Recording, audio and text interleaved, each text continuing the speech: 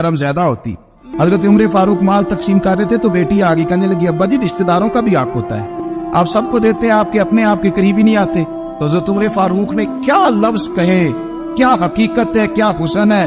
फरमाने लगे, पुत्र ये माल तेरे बाप का नहीं मुसलमानों का है, जब तेरे बाप का जाती माल होगा तो अपने रिश्तेदारों को देगा, ये मुसलमानों का माल है, ये उसी हिसाब से तकसीम होगा जो अदल का हिसाब है, जो तराजू ठीक है। फरमाया तू मुझे ये मशवरा ना दे, ये मुसलमानों का माल।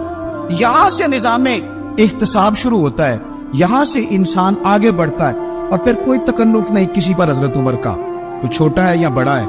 हजरत अबू सुफियान रदी अल्लाह तआला अन्हु सरदार रह चुके हैं मक्के के, बड़े आदमी, लेकिन निज़ामे इख्तिसाब में कोई छोटा बड़ा नहीं होता। हजरत उमर फारूक मक्का मुकरमा गए तो लोगों ने कहा, हुजूर जनाब अबू सुफियान ने ना गली में पत्थर रखे और बहुत सारे लोगों को रस्तों में तकलीफ हो रही है। तो हजरत अबू सुफियान रदी अल्लाह तआला अन्हु से भी लोग कह देते तो वो भी उठा देते, लेकिन लोगों ने, चूंकि वो सरदार थे, बड़े थे, तो लोगों ने उनसे कहा नहीं। हजरत उमर जब आए तो कहा, तो जनाब उमर ने परवाह नहीं की, खुद आए, जनाब अबू सुफियान से कहा, ये पत्थर आपने रखे? कहा हुजूर हाँ। फरमाया ये भी उठाइए, ये भी उठाइए, ये भी उठाइए। जब वो उठा रहे थे तो हजरत उमर कह रहे थे, शुक्र नहीं अल्लाह का, ये उमर कह रहे हैं और अबू सुफियान मानते जा रहे हैं। शुक्र नहीं, ये निज़ाम इत्तिसाब है कि बड़ा हो या छोटा हो, उसको ये हक हासिल नहीं है कि मुसलमानों को वो किसी तकलीफ में किसी भी सूरत में मुब्तला करे, कहीं भी किसी जगह भी, उसको ये वाली इजाजत नहीं। हजरत सैयदना उमर फारूक रदी अल्लाह तआला अन्हु। फिर एक और बात थी, मैं कई दफा ये बात कहता हूँ और मुझे जाती तौर पर इसका बड़ा तजर्बा है। कुछ लोग ना खुशामद पसंद हो जाते हैं, बड़ी उम्दा तारीफ करते हैं, ओए होए पुल बांधते हैं पूरे, आपके पास आएंगे तो कहेंगे जनाब आपसे ज्यादा अच्छा बंदा ही कोई नहीं, तो वो ना आपसे काम निकलवाते हैं। फिर वो किसी दूसरे के पास जाते हैं तो इसी तरह का रवैया वो दूसरों के साथ करें। ये आम लोगों में भी मर्ज होता है, आम लोगों में। और बादशाह वो बंदा अगर, फिर तो उसका दिल करता है मैं अगर बादशाह सलामत तो दो चार बंदे दिहाड़ी पे रख लूं पर मेरी तारीफ जरूर करें। वो बंदी होती है, लोग ये काम बड़े शौक से करते हैं। और शेख सादी फरमाया करते थे, लकड़ी को घिन खा जाती है और बड़े लोगों को खुशामद खा जाती है खुशामद। हजरत उमर फारूक रदी अल्लाह तआला अन्हु इस मामले में भी बड़े मजबूत थे। वैसे मुझे और आपको अच्छा कौन लगता है, हमारी गलतियां बताने वाला? हमारे ऐसा फरमाया करते थे, अपने दुश्मनों की बातों पर भी गौर रखो, तुम्हारे दुश्मन तुम्हें निखार देते हैं, तुम्हारे अंदर जो कोताहियां होती हैं वो तुम्हें पता चल जाती है कि यहाँ मेरी इस्लाह हो रही, उन पर गौर करो वो क्या कहते हैं। हजरत उमर फारूक की तारीफ की एक बंदे ने, कमाल तारीफ की। उसका ख्याल था कि रिजल्ट बड़ा शानदार आएगा, बादशाह की तारीफ होती थी तो फिर तैली जाती थी अशरफियों की, कमाल रिजल्ट आएगा। तो हजरत उमर जब वो पूरी कर चुका ना बात, तो फरमाने लगे तू खुद भी हलाक हुआ और मुझे भी हलाक ही कर दिया, खुद भी तबाह हुआ है मुझे भी तबाह कर दिया, किस तरह की बातें कर रहे। एक बंदा और आया और उसने आके कहा कि पूरी उम्मत में सबसे अफजल है फारूक आजम आप ही हैं। हजरत उमर फारूक फरमाने लगे, तुझे तेरी माँ रोए, अबू बकर तुझसे भी अफजल थे, तेरे बाप से भी अफजल थे, और सिद्दीक अकबर मुझसे भी अफजल है और मेरे बाप से भी अफजल है। ये तू किस तरह की बात कर रहा है? यहाँ हर शय हजम नहीं हो जाती, फौरी तौर पे लोग डकार भी पूरा नहीं लेते। कुरान मजीद ने कहा, फला तुज़क्कू अनफुसकुम हुवा अअलमु बिमन इत्तका, अपने मुंह से ना कहो मैं पाक साफ हूँ, अल्लाह ज्यादा बेहतर जानता है कि तुम में से परहेजगार कौन है। अपने मुंह से तारीफें करते कराते हो, ये मिजाज छोड़ दे। हजरत उमर रदी अल्लाह तआला अन्हु पसंद नहीं करते। एक आदमी ना चलता था वहाँ, तो बड़ा मुतकब्बिराना चाल के साथ चलता। हजरत उमर ने देखा, यहाँ तक इख्तिसाब फरमाते, जमीन पे जोर जोर से पैर पटकता, चाल बड़ी उसकी मुतकब्बिराना, लोग बड़े परेशान होते। हजरत उमर ने एक दिन समझाया, बाज नहीं आया, अगले दिन पे दुर्रा निकाल लिया, लगाए 4 दुर्रे, फरमाया आज के बाद ना चलना इस तरह मदीने में पैर पटक पटक के। उस वक्त उसे गुस्सा लगा, लेकिन कुछ देर के बाद ना जब गुस्सा उतरा तो हजरत उमर के पास आया, कहने लगा, हुजूर अल्लाह आपका भला करे, आपने दुर्रे नहीं मारे, आपने तो शैतान भगा दिया जो मेरे साथ चिमटा हुआ था, चिमटा हुआ शैतान आपने मुझसे भगा दिया। याद रखें, मुस्नद इमाम अहमद बिन हंबल में हदीस है, अल्लाह के प्यारे रसूल सल्लल्लाहु अलैहि वसल्लम फरमाते हैं, जो दुनिया में मुतकब्बिराना चाल के साथ चलता है ना, कयामत के दिन वो अल्लाह से इस हाल में मिलेगा कि रब उससे नाराज होगा। मुतकब्बिराना चाल से नहीं चलेंगे। तो हजरत फारूक आजम रदी अल्लाह तआला अन्हु का ये तरीका था कि आप ख्याल करते, और पता है किस तरह का आपका मिजाज था, फरमाते थे तकसीम करो, दूसरों का भी ख्याल रखो। जिस तरह बंदा दीवाना वार नहीं लोगों का ख्याल रखता कि बंदा बिगड़े कोई ना, दीवाना वार। कुछ लोग तबलीग करते हैं रस्मी, और कुछ लोग ऐसे होते हैं जो लोगों की इस्लाह में दीवाने हो जाते हैं। ان کی خواہش ہوتی ہے یہاں بھی بندہ ٹھیک ہو جائے، یہاں بھی بندہ ٹھیک ہو جائے، یہاں بھی بندہ ٹھیک۔ کچھ لوگ کڑی نگرانی کرتے ہیں کہ انسان بگڑنے نہ پائے۔ حضرت عمر فاروق رضی اللہ تعالیٰ عنہ نا گوشت والی دکان کے پیچھے جا کے بیٹھ گئے کئی دنوں تک۔ وہ کہنے لگا حضور یہاں کیا ہے؟ فرمایا تو اپنا کام کرنا۔ گوشت والی دکان پہ بیٹھے کام کر اپنا، نگرانی کرنے لگے حضرت عمر۔ پھر آپ نے نا وہ بندے پکڑ لیے۔ کون؟ جو 2 دن مسلسل گوشت خریدنے آئے، پکڑ کے کھڑا کر لیا۔ فرمایا تو کل بھی گوشت لینے آیا تھا؟ حضور ہاں۔ فرمایا آج پھر کھائے گا؟ حضور جی۔ تو آپ فرمانے لگے کیا تیرے محلے سے غربت ختم ہو گئی ہے؟ تیرے رشتہ دار سارے پیٹ بھر کے کھاتے ہیں، تو 2 دن گوشت لینے آتا ہے۔ فرمایا آج کے بعد مسلسل گوشت لینے آیا تو درے سے ماروں گا، خبردار یہ کام نہ کرنا۔ یہاں تک نظام احتساب کا جب خیال رکھا جائے پھر حالات بگڑا نہیں کرتے، پھر وہ قابو میں رہا کرتے۔ حضرت عمر فاروق رضی اللہ تعالیٰ عنہ اس ترتیب کے ساتھ اصلاح کرتے، اس ترتیب کے ساتھ۔ سیدنا فاروق اعظم رضی اللہ تعالیٰ عنہ کی ایک بات آخر میں عرض کرنی ہے، وہ میں بھی اپنے اوپر لاگو کروں، آپ بھی غور کریں۔ حضرت عمر فاروق رضی اللہ تعالیٰ عنہ نے نا خط لکھا حضرت ابو موسیٰ اشعری کو۔ آپ فرمانے لگے یاد رکھنا جو گورنر، جو امیر اپنے رب کریم کی فرما برداری کرتا رہتا ہے نا، اس کی رعایا بھی اس کی فرما برداری کرتی ہے۔ اور جو لوگ اپنے رب کریم کی فرما برداری چھوڑ دیتے ہیں، پھر جنہوں نے ان کی فرما برداری کرنی ہوتی ہے وہ ان کی فرما برداری چھوڑ دیتے ہیں۔ آپ نے سپہ سالاروں کو خط لکھے تھے، فوج کے جو جرنیل تھے، کمانڈو تھے، ان کو خط لکھے تھے۔ فرمایا جو سپاہی نماز نہیں پڑھتا اسے فوج سے نکال دو، اور ساتھ لکھا تھا یاد رکھو جو رب کا وفادار نہیں وہ ہمارا کیسے ہو سکتا ہے، نکال دو ان لوگوں کو، فوج سے الگ کر دو۔ ہم آج جو بے پناہ پریشان ہیں، ہمارے بچے بات نہیں مانتے، شاگرد بات نہیں مانتے، ہم شکوے کرتے ہیں، بے ادبی بڑھ گئی۔ ادب کے ساتھ میں گزارش کروں گا بڑوں کی بارگاہوں میں، جو میری طرح کے بڑے بنے ہوئے ہیں، بزرگوں سے نہیں بات کرتا، ان سے میں کہوں گا کہ ہمیں ایک دفعہ اپنے اوپر بھی تو غور کر لینا چاہیے۔ کہیں ایسا تو نہیں ہے کہ ہم جب تک اللہ تعالیٰ کے فرما بردار تھے، جب تک ہم تقوی کے معیار پر تھے، ہماری بات ماننے والے ہماری بات مان رہے تھے؟ کہیں ایسا تو نہیں کہ ہم اس معیار سے ہل گئے ہیں، تب جو ہمارے فرما بردار تھے وہاں سے ہل گئے؟ حضرت عمر رضی اللہ تعالیٰ عنہ فرمایا کرتے تھے کہ لوگوں کو عجب میں مبتلا نہیں ہونا چاہیے۔ خود پسندی کا جو ماحول ہوتا ہے اس سے لوگوں کو ہمیشہ نکلنا چاہیے۔ حضرت عمر کے ایک صاحبزادے نے کنگھی کر لی، اچھا لباس پہن لیا تو درہ مارا جناب عمر نے۔ تو آپ کی بیٹی کہنے لگی ابا یہ تو بالکل جائز ہے، اچھے کپڑے پہننا، اچھا لباس پہننا اور سر میں کنگھی کر لینا، اس پر درہ کیوں مار دیا؟ تو آپ فرمانے لگے بیٹا یہ خود پسندی میں مبتلا ہونے لگا تھا، یہ اپنے آپ کو بہت بھلا سمجھنے لگا تھا، اس کا خیال تھا کہ میں ہی ہوں، میرے علاوہ کوئی نہیں۔ یہ اس مقام پہ جا رہا تھا جہاں اس کی تربیت رک جاتی، اس لیے درہ مارا ہے۔ ایک دفعہ حکومتی معاملات کے اندر آپ کی اہلیہ نے مشورہ دینا چاہا، بڑے کام بیویاں نہیں کرتی، بڑے بڑے معاملات میں مداخلت نہیں کرتی۔ ہمارے بر صغیر میں وہ بادشاہ نہیں گزرا کہ جو فیصلہ کرتا تھا تو کرسی پہ بیٹھ جاتا تھا اور پردے کے پیچھے اس کی بیوی بیٹھ جاتی تھی، اور جب وہ فیصلہ سنانے لگتا تو یوں گردن پیچھے کرتا اور اہلیہ جو کہتی وہ فیصلہ سنا دیتا۔ لیکن ایک دفعہ خاتون نے ایک آدمی کو حضرت عمر نے معزول کیا تو آپ کی اہلیہ نے اس آدمی کی اہلیہ حضرت عمر کی اہلیہ سے ملی ہوگی، تو خاتون نے ذرا سفارش کرنی چاہیے، تو جناب عمر فاروق رضی اللہ تعالیٰ عنہ کے ہاتھ میں عصا تھا، ڈنڈا تھا، 2-3 دفعہ زمین پہ مارا، اور میں تمہیں کس نے اجازت دی ہے حکومتی معاملات میں مشورہ دینے کی؟ یہ مشورہ مولا علی دیں گے یا عثمان غنی دیں گے؟ آپ کو کس نے اجازت دی؟ وہ حکومتی معاملات، وہ مسلمانوں کا اجتماعی معاملہ، وہ مسلمان دیکھیں، آپ کو اس میں آنے کی اجازت نہیں ہے۔ جو آپ کی ذمہ داریاں ہیں، آپ کے حقوق ہیں، ان پر آپ بات کریں۔ تو بھائی نظام میں احتساب اپنی ذات سے شروع کریں۔ ہماری اولادیں، ہمارے بچے، وہ باہر سے انہوں نے زیادہ اثر نہیں لیا، ہم نے انہیں بتایا ہے کہ ہم بڑے غریب ہیں، ہم بڑے مجبور ہیں، ہم تو بڑے کمزور ہیں، ہماری تو سنتا کوئی نہیں، یہ تو امیروں کا ملک ہے، اس میں تو فلانے کو اہمیت حاصل ہے۔ ان باتوں نے ہمارے بچوں کو کمزور کیا ہے، ان باتوں نے ہمارے بچوں کے دلوں میں احساس کمزوری پیدا کیا۔ آپ ان کو جینا سکھائیں، آپ ان لوگوں کو بتلائیں کہ رب کریم نے جو تمہارے لیے بہتر سمجھا وہ تمہیں اپنے فضل سے بڑا عطا فرمایا ہے۔ آپ ان کو ان کے مقام پر رہ کر خوددار اور قناعت پسند ہونا سکھائیں، آپ یقین کریں گھر امن والا بن جائے گا۔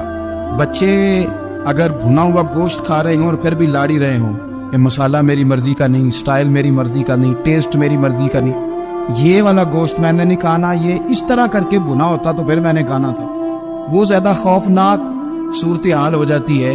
لیکن اگر ابا جی، اماں جی، گھر والے کھیتوں میں کام کر رہے ہوں، اور بچے اچار کے ساتھ روٹی لے کے جائیں اور بننے میں بیٹھ کے پھٹے پہ بیٹھ کے وہ پھر کھانا شروع کریں، اور جب وہ اچار آئے اور وہ ایک دوسرے کو کہیں کہ آج تو 2 کلے ہو گئے میرے کام کے، اس دفعہ تو دیکھنا ہماری فصل کتنی شاندار ہوگی، ایک دوسرے کو دیکھ دیکھ کے وہ ہنسے اور مسکرائے اور ان کی باتوں میں لذت ہو، اور پھر وہ کہیں کہ آم بڑے اچھے مل گئے تھے، دیکھو اچار کتنا سونا آ گیا ہے، دیکھو یہ کس قدر زیادہ اچھا ٹیسٹ ہے، تیل بھی بڑا اچھا ہے، گل بھی بڑے وقت پہ گیا ہے۔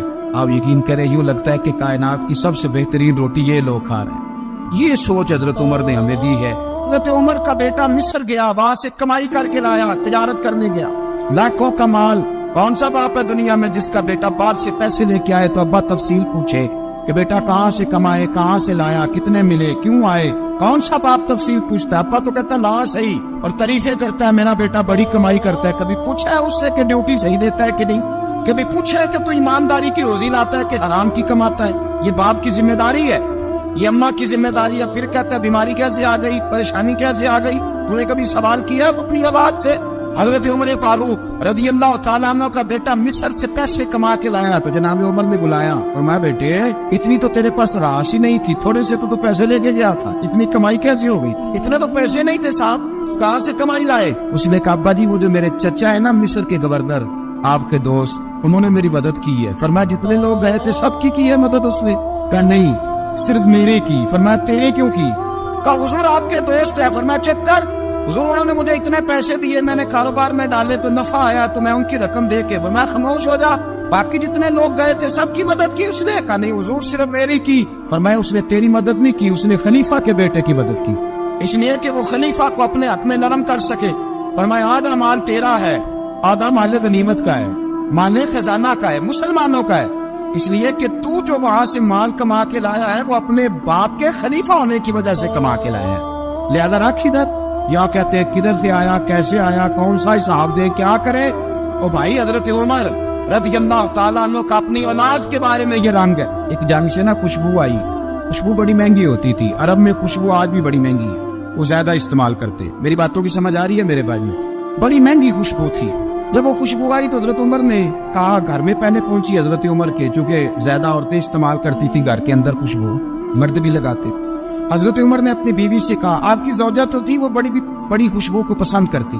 حضرت عمر نے اپنی زوجہ سے کہا کہ خوشبو لاؤ، میں نے ایک عورت کی ڈیوٹی لگائی ہے، وہ خوشبو تول کے نا تو حصہ برابر صحابہ میں بانٹ دے گی۔ تو آپ کی زوجہ کہنے لگی کسی بی بی کی ڈیوٹی لگانے کی کیا ضرورت تھی، میں جو موجود تھی میں بانٹ دیتی ہوں تول کے حصہ برابر۔ آپ نے فرمایا نہیں تو رہنے دے، وہ فلانے بی بی بانٹے گی۔ حضور میں نے بھی بانٹنی ہے، میرے پہ کچھ حق ہے؟ آپ نے فرمایا نہیں تو تفصیل نہ پوچھ، تو خوشبو دے دے، کوئی اور بانٹے گی۔ کہا تو نے کھانا پینا؟ کہنے لگی نہیں مجھے بھی آج آپ کو بتانا ہی پڑے گا کہ کوئی جو بانٹ سکتی ہے تو میں کیوں نہیں بانٹ سکتی؟ زوجہ کہتی عمر نے بات کی تو میری چیخیں نکل گئی۔ حضرت عمر فرمانے لگے جب تو خوشبو بانٹے گی نا تیرے ہاتھوں کو بھی لگے گی، تیرے دوپٹوں کو بھی لگ جائے گی۔ اگر رب کریم نے مجھ سے سوال پوچھا کہ عمر خوشبو تو مسلمانوں کی تھی، تیری بیوی کے دوپٹے کو کیوں لگ گئی، تو میں اللہ کے حضور کیا جواب دوں گا؟ اگر اللہ نے یہ سوال کیا کہ تیری بیوی نے کیوں لگائی، وہ تو حصہ تھا مسلمانوں کا، تو نے تیری بیوی نے کیوں لگائی؟ تو فرمایا میں نہیں چاہتا کہ اللہ کے حضور مجھے اور تجھے باز پرس ہو، لہذا کسی اور کو بانٹنے دے۔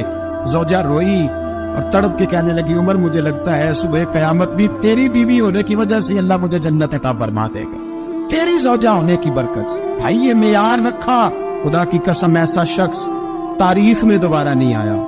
اتنا بڑا آدمی، اتنا بڑا شخص، اتنا بڑا آدمی، اور پھر رنگ یہ ہے کہ عمر 22 لاکھ مربع میل کا حکمران، اور کھجور کے درخت کے نیچے مٹی کا ڈھیلا لے کے سو گئے ہیں، پرواہ کوئی نہیں، کوئی مسئلہ ہی نہیں۔ 2 غلام ساتھ بیٹھے، ایک روٹی حضرت عمر نے گھر سے منگوائی، تھوڑا سا سرکہ، تو غلام کہنے لگے ہم نے بھی کھانی ہے۔ فرمایا کوئی حرج نہیں، روٹی کو پیٹ بھر کے کھانا ضروری تو نہیں، 3 حصوں میں بانٹ لیتے۔ ایک آدمی آیا ہوا تھا مصر کا رہنے والا ملنے کے لیے، اس نے پوچھا عمر کدھر ہے، تو کہا وہ ادھر جاؤ مسجد میں بیٹھے ہوں گے، اور واپس آیا تو کہنے لگا وہاں تو 3 غلام بیٹھے، ایک روٹی بانٹ کے کھا رہے ہیں، لگتا ہے کئی دنوں سے روٹی نہیں ملی۔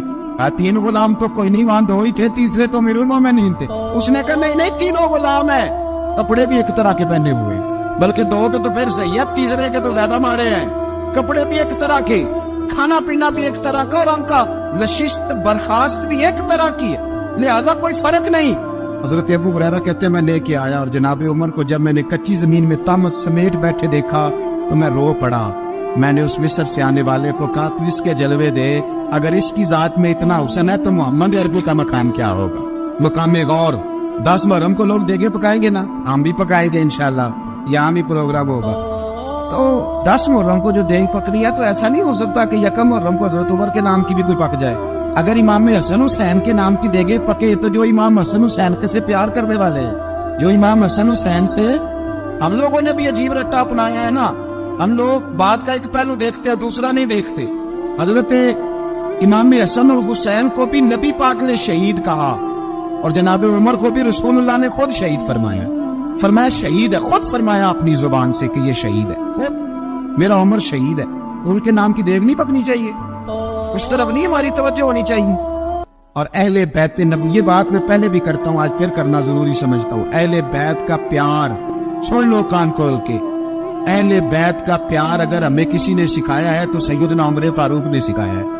अहले बैत नबुव्वत की मोहब्बत अगर किसी ने सिखाई है तो किसने सिखाई है, बोल के बताइए। हजरत उमर ने। अहले बैत का प्यार हमें हजरत उमर ने बोल करके सिखाया है। भाई याद रखे, किसी की ताकत नहीं थी दम मारने की हजरत उमर के सामने, ताकत ही नहीं थी। कैसर किसरा कांप जाते थे, जुर्रत ही नहीं करते थे हजरत उमर। हमारे तो तल्लुकात बड़े हैं ना गैरों से। हजरत अबू मूसा अशरी रदी अल्लाह तआला अन्हु फरमाते हैं मेरा मुंशी ईसाई था, वो कातिब कहते थे वो लोग, मेरा हिसाब किताब ईसाई था।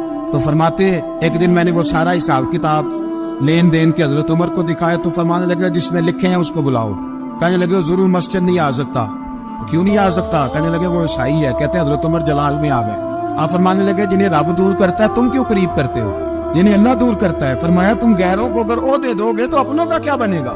अगर तुम गैरों को ओहदे दोगे तो अपनों का।